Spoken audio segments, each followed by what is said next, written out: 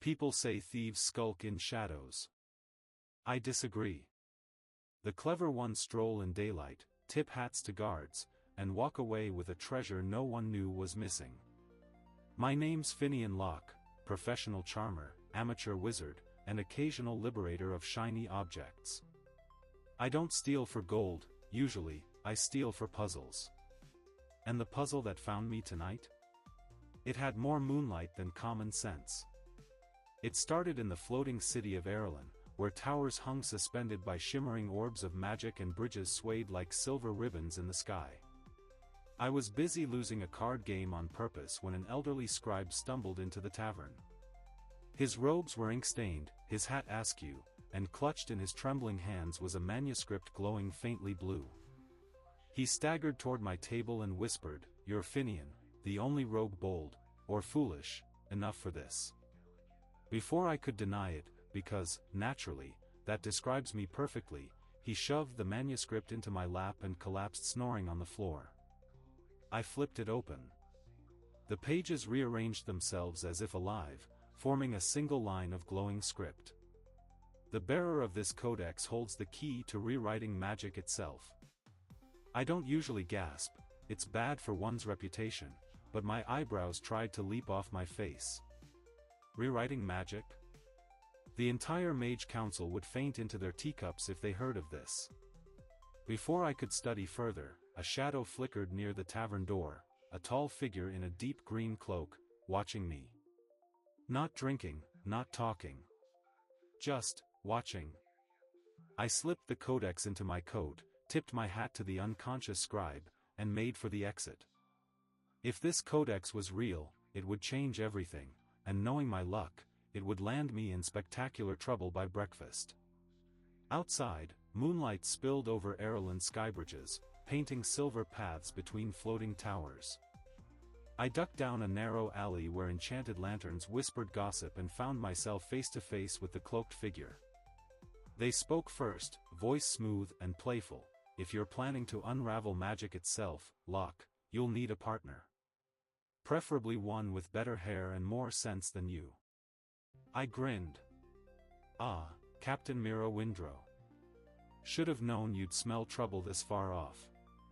Mira flipped back her hood, revealing sharp eyes and a grin to match mine. "That codex isn't just valuable, it's dangerous. And if you think I'll let you bumble into chaos alone, you've forgotten our last escapade." I tipped an imaginary glass. "To the Great Peacock incident?" "Exactly," she said. "Let's make this one even stranger." We struck a deal right there under the glowing lanterns. I'd share the codex, she'd keep me from getting hexed, and together we'd unravel its secrets before anyone else could misuse it. Our only clue was a cryptic riddle on the next page.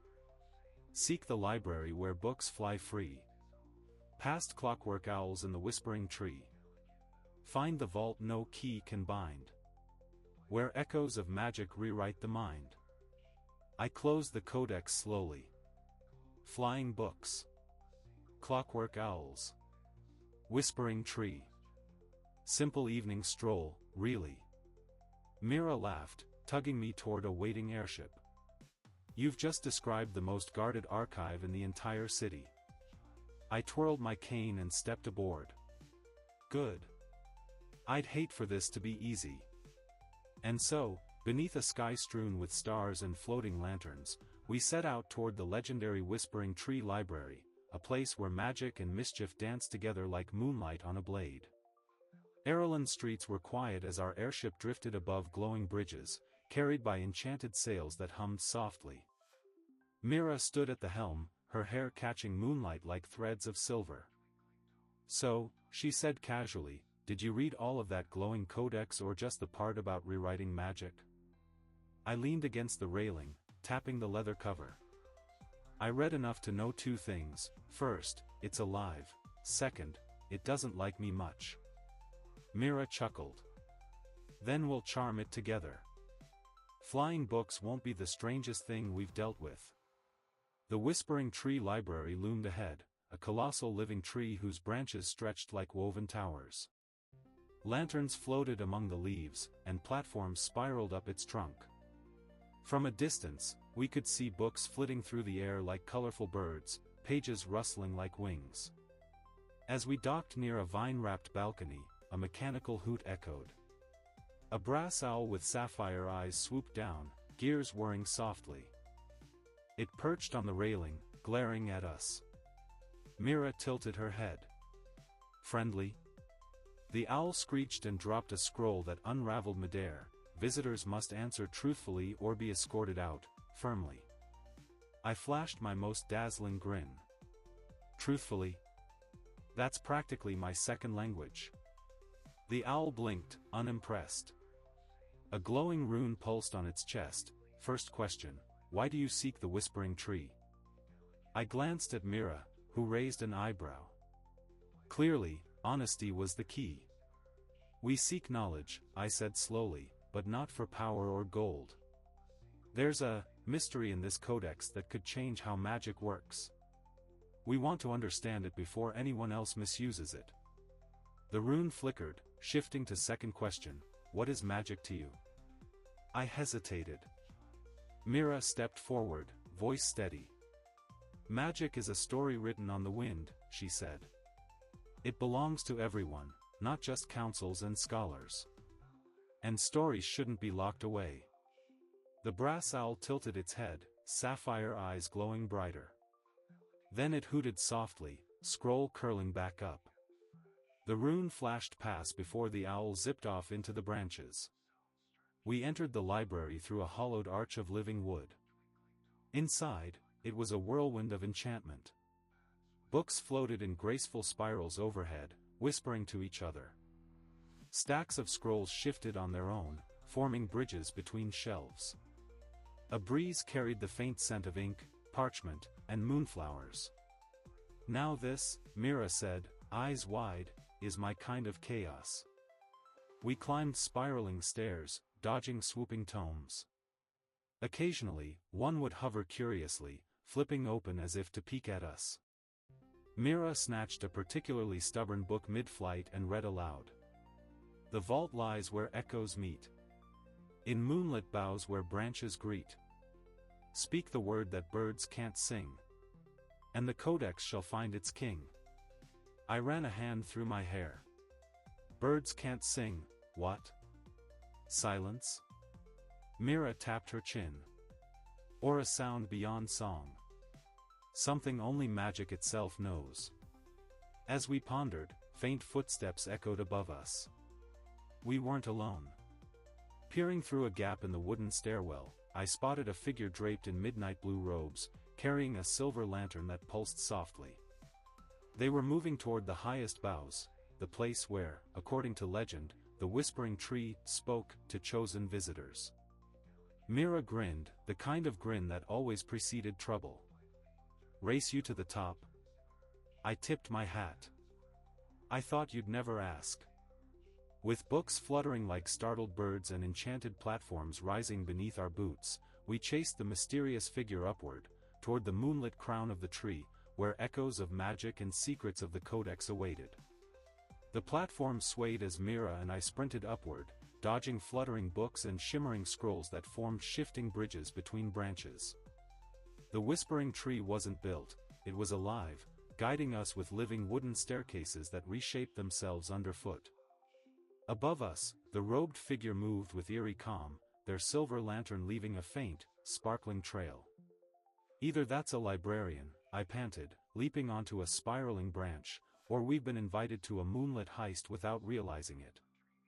Mira laughed breathlessly beside me.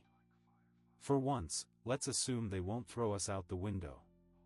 At last, we reached the tree's crown, where the branches spread wide like an open hand beneath the glowing moons.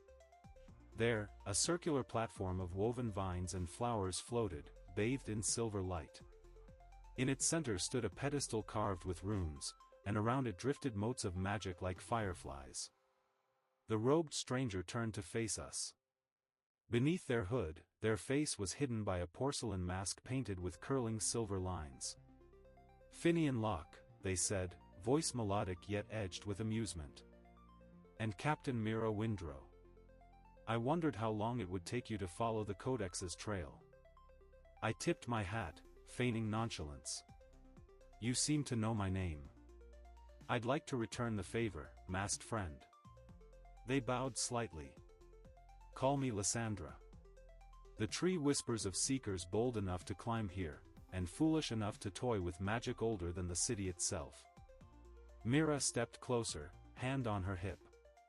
If you've been expecting us, I assume you know why we're here. The Codex led us to this library. Lysandra's porcelain mask tilted. The Codex leads only those it believes worthy. It wishes to be unlocked, but its magic is bound by riddles and certain safeguards. I approached the pedestal. Its runes glowed faintly, rearranging themselves into lines of script. Speak not in song, nor whispered rhyme, but tell the truth that halts all time. Only then shall magic bend, and the vault of echoes open, friend. I scratched my chin. The truth that halts time. Sounds like one of those dramatic revelations scholars faint over. Mira grinned. Or something simple no one dares say aloud. Lysandra circled the pedestal slowly, lantern casting shifting patterns on the runes. This library has waited centuries for someone who can answer. Many tried. None succeeded. I placed a hand on the Codex at my side. Its pages fluttered as if restless. With a deep breath, I spoke, not a riddle, not a clever quip, but something my mentor once told me when magic felt impossible. Magic stops when we stop believing in wonder. The runes pulsed bright gold. The platform trembled softly, and petals of light unfurled from the pedestal. A spiral staircase appeared, descending into the tree's heart. Lysandra's masked face inclined slightly. Well said, Locke. The Vault of Echoes recognizes truth when it hears it. Mira smirked, elbowing me lightly. And here I thought you'd just charm the pedestal with a smile. I offered her my most roguish grin. Give me time. Together, the four of us descended into a glowing cavern beneath the whispering tree's roots. Walls of crystalline bark reflected faint whispers of past spells, and at the chamber's center stood a floating sphere of glass and silver, swirling with letters and glowing runes. Lysandra spoke softly, reverently. This is the Vault of Echoes. Within it lies the first fragment of the Codex's secret. But retrieving it. The sphere shifted, transforming into a maze of shimmering doors, each marked with symbols of different magical schools. Faint laughter echoed around us. Will require wit, not spells, Lysandra finished. Mira cracked her knuckles, eyes sparkling with excitement. Finally, a proper challenge. I adjusted my coat and cane, stepping forward. Ladies and masked acquaintances, shall we outwit a magical vault? The maze shimmered like liquid glass, shifting walls reflecting infinite paths. Each doorway pulsed with a different magical symbol: flame, feather, hourglass, vine, star, and countless more, each promising a unique challenge. Mira glanced at me, smirking. Lead the way, O fearless puzzle solver. I twirled my cane dramatically. I accept this burden with all due humility and excessive charm. Lysandra's mask tilted slightly, amusement glinting in her voice. Careful, Locke. The vault enjoys confidence, but it loves to humble the overconfident. We stepped through the first door marked with a feather. The world shifted, and suddenly we were suspended in a vast chamber of swirling wind. Bridges of floating parchment connected islands of quills and inkpots. Books fluttered around like startled birds, giggling in tiny, papery voices. On a pedestal ahead floated a glowing rune. To cross, give weight to what has none. To stay aloft, speak truths unsung. Mira tapped her boots against the parchment bridge nervously. Feels like it'll vanish if we breathe wrong. I grinned. Then let's make our words heavy enough to hold us. Stepping forward, I said aloud, even the lightest promise can weigh more than gold. The bridge solidified under my feet. Mira followed, adding, courage feels like flying when we admit we're afraid. Lysandra's masked face turned to me.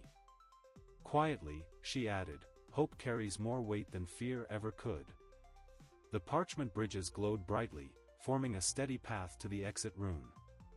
We passed through, the chamber melting away into a new trial. The next door bore an hourglass symbol. Inside, time behaved like a mischievous cat, days and nights flickered in seconds, and we watched echoes of ourselves walking slightly ahead or behind.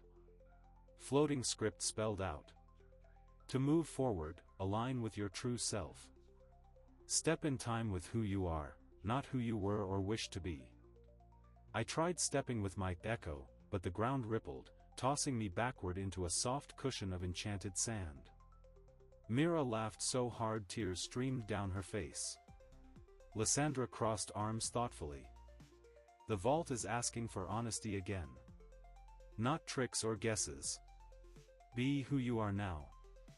I closed my eyes, took a breath, and stepped carefully, not trying to match echoes, but moving at my own rhythm. The floor glowed beneath me, forming a solid bridge. Mira followed, muttering, "This would be easier if we had a guidebook." "Where's the fun in that?" I replied with a wink. Lysandra moved silently, her steps perfectly aligned with calm certainty. The exit rune pulsed, opening the next door. After several more riddles, balancing starlight on scales of shadow, singing with mirrors until they harmonized, and convincing a vine-covered doorway we were worthy of wisdom, we finally reached the vault's heart. A crystal pedestal floated in a pool of silver light. Upon it rested a fragment of glowing parchment etched with swirling runes. The codex in my coat hummed wildly, pages fluttering as if eager. Lysandra approached reverently. "This is the first fragment, the word of resonance. With it, magic can harmonize or shatter existing spells. But beware, every fragment draws the attention of those who want magic controlled, and those who want it destroyed." Mira plucked the parchment, handing it to me. "Sounds like we'll have company soon." I slid it into the codex. The manuscript absorbed it instantly, glowing brighter. A new riddle appeared. One fragment found, 5 yet to see. Follow the trail to the Crimson Sea, where coins of song and whispers trade.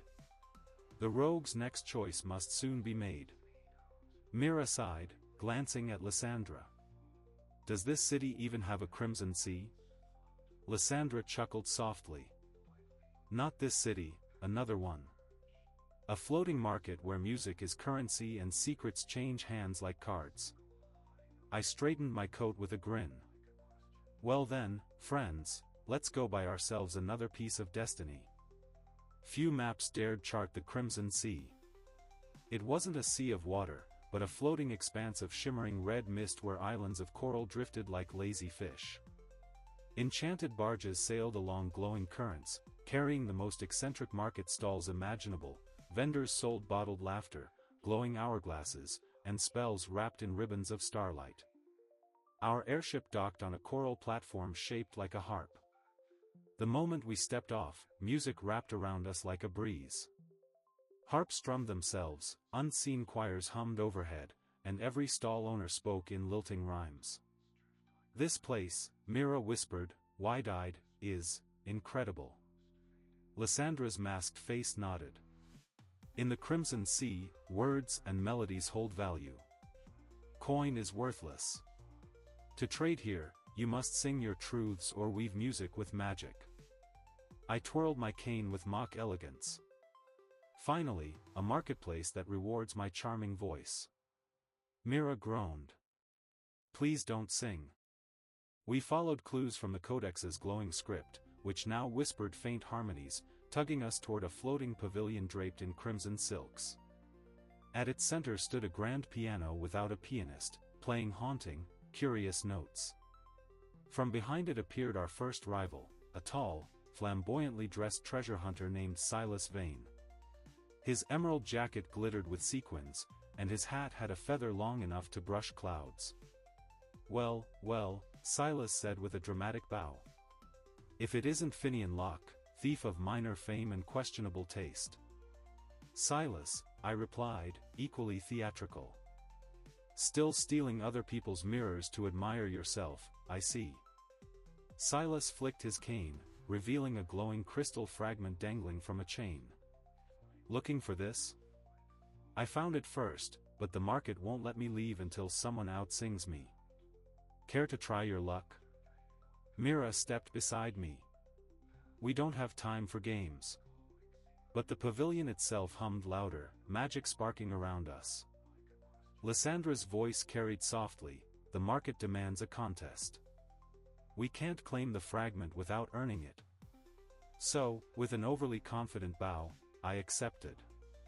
The rules were simple, each participant had to sing a verse revealing a truth about themselves. The market's magic would decide the victor. Silas went first, voice smooth as honey. I chased the wind for fortune's gleam. Through shifting sands and silver streams. A heart of gold, though rogues may jest. Adventure's thrill is my true quest. Applause echoed across the coral islands, fireworks of glowing notes bursting overhead. My turn.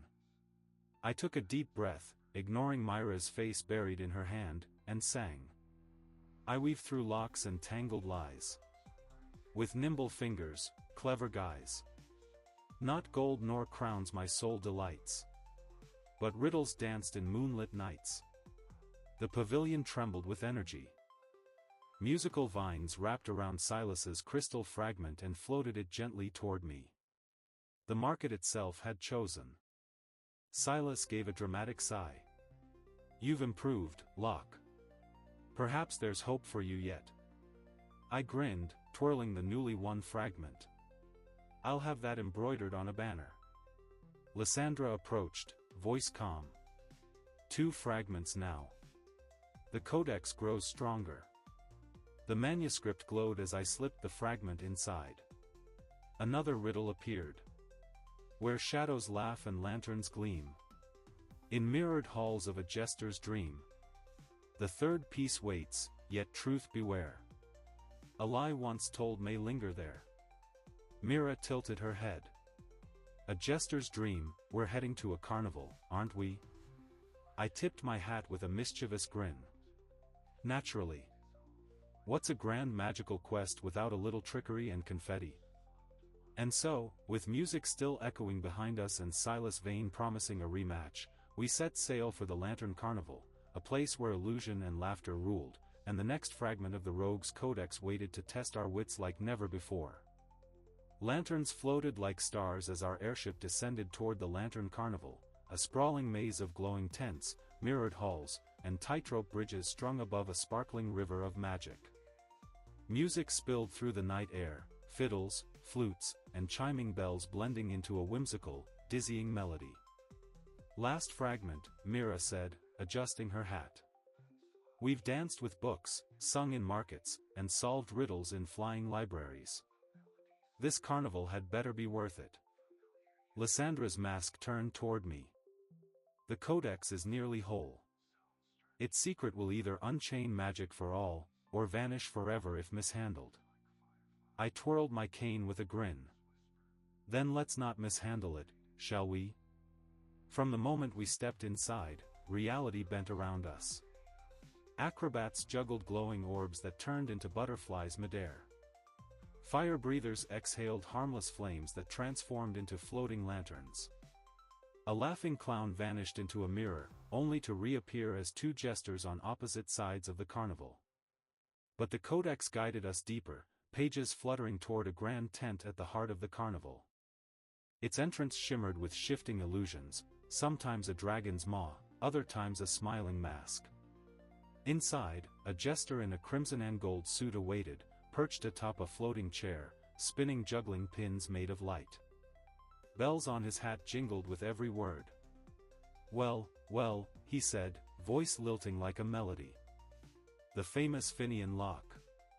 And friends.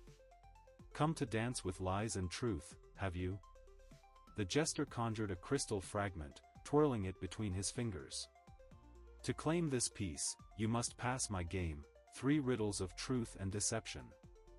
Fail even one, and the fragment scatters into illusion forever. Mira folded her arms. Simple enough.